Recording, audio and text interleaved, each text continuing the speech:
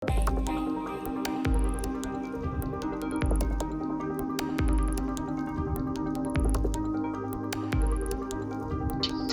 are we going to do today? You see it on the screen. We are going to talk about implementation, ladies and gentlemen. We had 4 exciting webinars so far, but today it's all about how to implement EVs in your corporate fleet.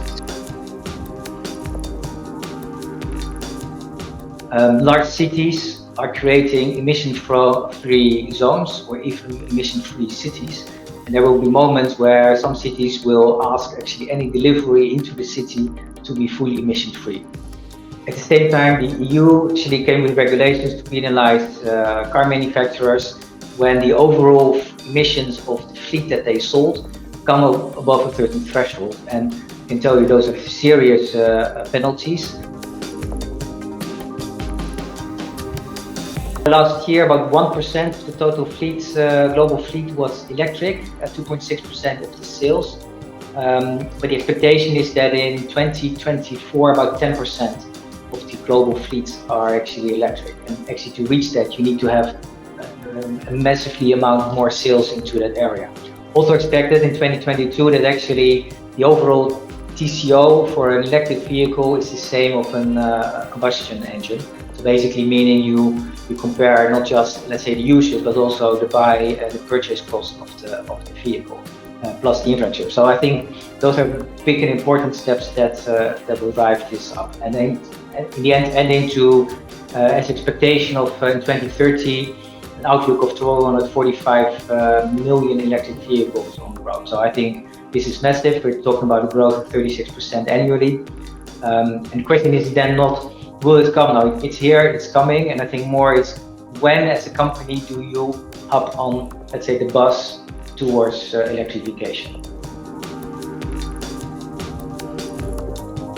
It altogether brings opportunities for the company. So you have lower costs of running your vehicles, both in maintenance and in usage cost. Of course, we see, and also just mentioned, purchase costs for electric vehicles are still relatively high or higher. But there are more and more public incentives to help that, also because there is an interest in overall, both from companies and from governments, to reduce carbon footprint. I think maybe one point is that the data that helps company with this is actually maybe a really interesting point. So electric vehicles are actually more modern, you get much more data availability. And I think if you start using that, and also if you take this step now already, will help you to take ahead, let's say, versus your competition. So basically, it will help you in your leadership position as a company versus the rest of the industry. You can wait until the rest do it, but also there are some complexities that you need to start build into your company.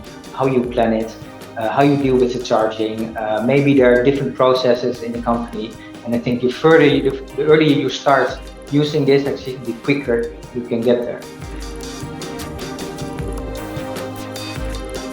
And one thing is the planning, and I've already, if you see, this is a profile of our passenger fleet vehicles, and you can see the number of vehicles versus the mileage that they drive on a day. And this is actually the maximum driven mileage on a specific vehicle. And you can see actually, on average, it's about 200 kilometers. I think people don't really know, companies don't necessarily know what drivers really do on a day. And if you look at the overall thing, you don't drive that many kilometers on a day. Of course, it's different for a commute, because then it's maybe less than 100. But particularly for a commercial fleet or an operational fleet, it's different. And you can see already there's quite a number of vehicles that are have a much longer range than this peak. And of course, particularly passenger cars in black here, and the Teslas are basically leading in that. Now, I can imagine that for operational fleet, you don't want to give your drivers a Tesla. I'm sure they would love that. So you could give that as an extra benefit, but if you're still, let's say, looking at your overall company objectives, maybe a Fiat or a Peugeot Citroën is quite good enough as well. So I think we are getting there, and also those, let's say, commercial vehicles, LCVs, will further actually increase their driving range. So if you know what your fleet is doing, you can plan that very well. You can already start electrifying part of your fleet. I'm just giving you an example more out of interest, what's the same kind of picture for trucks. You can see actually two bubbles. The first bubble is actually the local delivery. So that's actually more last mile delivery into cities. So that's quite an important one. And the long one is the long haul. And you can see with the long haul, we're not there yet. Also there, of course, you have more and more, let's say, charging points on the way.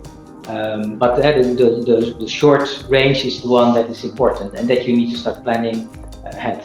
If you cannot find the vehicle that is already there, actually, then you need to look a little bit further. One of the advantages of electric vehicles is that it's actually easier to build an electric vehicle out of all kind of parts and batteries and things that are in the market. It's much more complex to build a combustion engine with all the research and actually the past experience that you need for that. But because of that, what you see is that there will be more and more small companies popping up, building very specialized, dedicated, small electrified vehicles. And you can use them ideally for small deliveries or actually help them actually build to the specific needs of your company. You could make it with a cooler inside or a heater for your pizzas or something else. Interestingly, of course, is also the price points are below the current price points of the commercial electric fleets available. So I think if you know the behavior of your fleet and the purpose, this is something to consider and look at. So we can help actually by, let's say, assessing what you need as a company and actually how you can integrate EVs into your planning and take your overall cost into account. Then actually when you've made a decision, then manage and monitor where your charging needs to be, where it is, create all kind of displays, dashboards to monitor it, or actually create notifications if things are not there. And I think people are more looking at, so why are we not doing it yet? Or waiting until things comes better. I think you can already do it for a part of your fleet and should do it if you can do it, because if you start now, you will need to change some of your processes and how you work as well. If you wait changing that and you wait for 3-4 years, you will see that the ones that actually have implemented that first will be ahead when this will further be picking up.